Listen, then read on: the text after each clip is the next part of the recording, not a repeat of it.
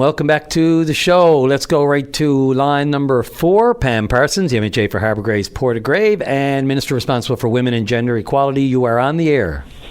Good morning, Brian, and thanks for taking my call, and certainly good morning to all of our listeners, and happy Friday to everyone, even though the rain is pouring down.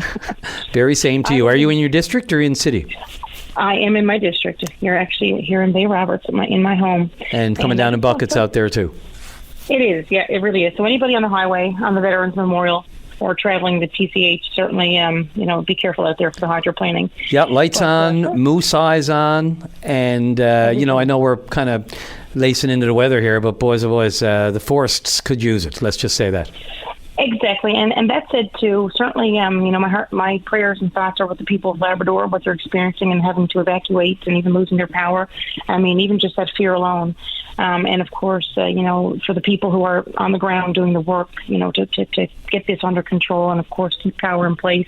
So our thoughts and prayers are with them in Labrador, what they're experiencing with these wildfires. Absolutely. But Brian, I also want to pay my respects, of course, to the unknown soldier. As we know, it's happened in other provinces, other jurisdictions, and it's going to be happening here in Newfoundland and Labrador, here in St. John's, as we know, on Memorial Day. And, of course, with a wake service happening and a military-style funeral happening on Memorial Day for that, to repatriate the soldier. So that certainly will be a heartfelt, emotional event. And I'd like to thank everybody who made this happen. I mean, we know that there are key players in the Legion who have been advocating for this for some time. So hats off to Minister Crocker and his team and everyone who has come together, of course, to make this happen. I'm looking forward to taking that event in. It's certainly going to be an emotional, heartfelt event in our history. So I am looking forward to that. But my respects, of course, and to all of our ward and all those who continue to serve, because as we know, our rights and the quality of life that we know in beautiful Newfoundland and Labrador and across our country would not be possible if it weren't for these people who went and made the ultimate sacrifice. So certainly thank you for all that they do. And we'll always remember those, lest we forget. Hear, hear. So that's coming up. And I'll be taking in a number of services. There will be services put up for the Legions here in the district of Harbour Grace-Port de Grave on Sunday. I will be taking them all. It will be a very busy day. I'm planning on attending each and every one of them before I can get in on Monday, of course, for Memorial Day.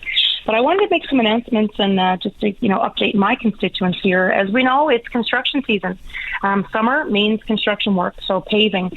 And I'm happy to say some top priorities are going to be sought to this summer. For example, Brian's Cove Road and Upper Island Cove is a big one that both towns, Brian's Cove as well as Upper Island Cove, have been advocating for. Of course, I've been working with them, and I'm happy to say that we're going to get that road started this summer, that new paving on Brian's Cove Road on the Upper Island Cove side, moving into Brian's Cove. So that's long awaited, and I'm glad to see it happen. Last year we were good to get Bay Roberts paved, as we know, and also the Port of Grace Peninsula, and just in time, Brian, for the Newfoundland Labrador Summer Games that we're going to took the words right out of my mouth. Yeah, so the Newfoundland Labrador Summer Games for the first time in history are going to be hosted here in Bay Roberts. And there's going to be a collaboration team approach going on, of course, because we'll be using facilities in other communities such as Harbour Grace. Upper Island Cove is going to be used for baseball facilities. I know Clark's Beach is also going to be utilized. And so, it's a team effort out here in Conception Bay North. So that's happening from the 10th, to kicking off the August 10th week to the 17th. And at this time, too, I just attended an award ceremony in the town of Bay Roberts just the other night. And many of those volunteers who I saw at that award ceremony just the other night have signed up and have been dedicated and have been working year-round in preparation for the games to make this, the absolute best games that we can coming in August. So thank you so much to our volunteers, because ultimately, Brian, I can't say enough for the volunteer power. I mean, it cannot happen successfully. So we'll be showcasing our district here, Harbour Grace-Port de Grave, as well as Conception Bay North, our region here. We'll have the finest athletes and volunteers and coaches from across Newfoundland and Labrador here. So I certainly, I'm really excited for this. We all are. There's going to be a lot of great things to take in while they're here, of course.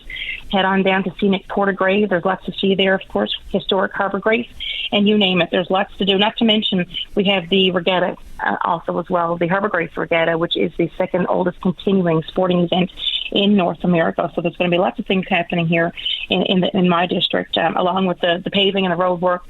Jamie's Way is also going to be paved in Harbour Grace. That's coming down there from the stadium, from the Dan Cleary Centre. So, and also, Brian, I'm happy to have my colleague join me here next week, Minister John Abbott, for Minister for Transportation and Infrastructure, and we're going to be making an infrastructure announcement actually next week here in my district, which will impact multiple communities here, in particular Spaniards Bay and Upper Island Cove for this particular announcement next week. We're also going to be meeting with stakeholders for the update on Holy Redeemer Elementary School, what's happening there.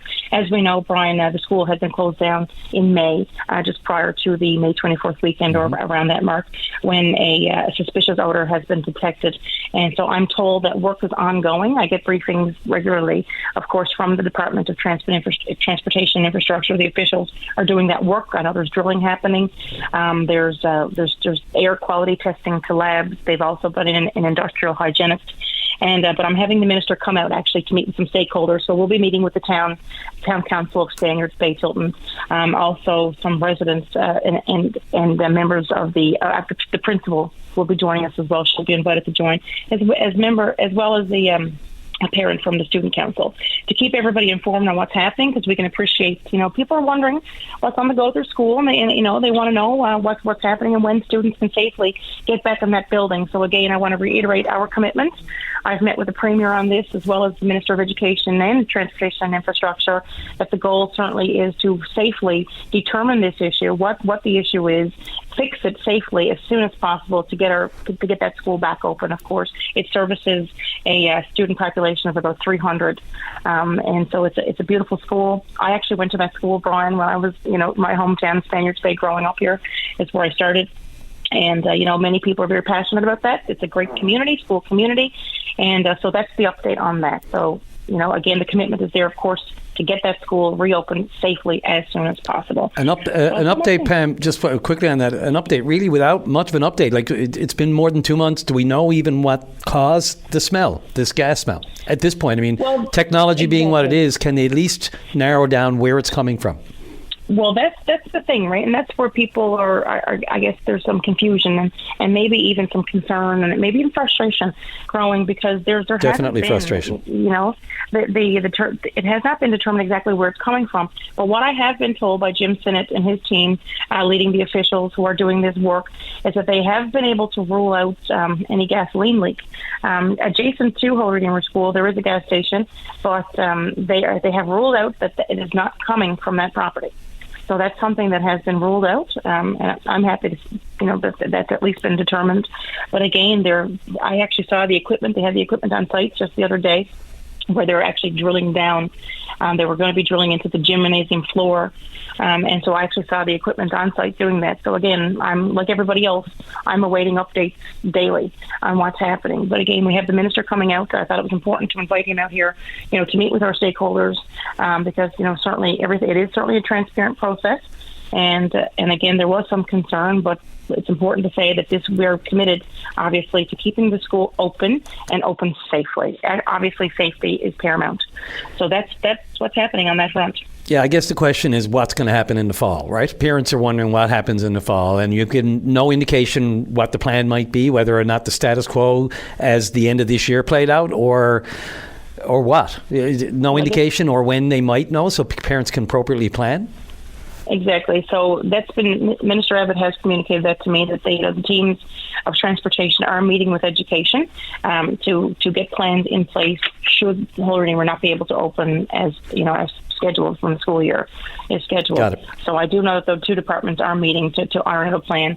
That said, too, I want to hats off again and thank the team of the schools in our neighboring communities that have come together to support the students and staff from Holy Redeemer, that being All Hallows School in North River, as well as Bay Roberts Primary and St. Peter's and Upper Island Cove. They've stepped up. And I've also heard some positive stories that students have got to, they've got to go to their neighboring school, neighboring schools, make new friends and have a new experience. But that's it. We want to get Holy Redeemer open safely as soon as possible. And certainly as MHA, I'm committed to doing everything I can to help make that happen. Pam Parsons, MHA for Harbour Grace-Port de Grave.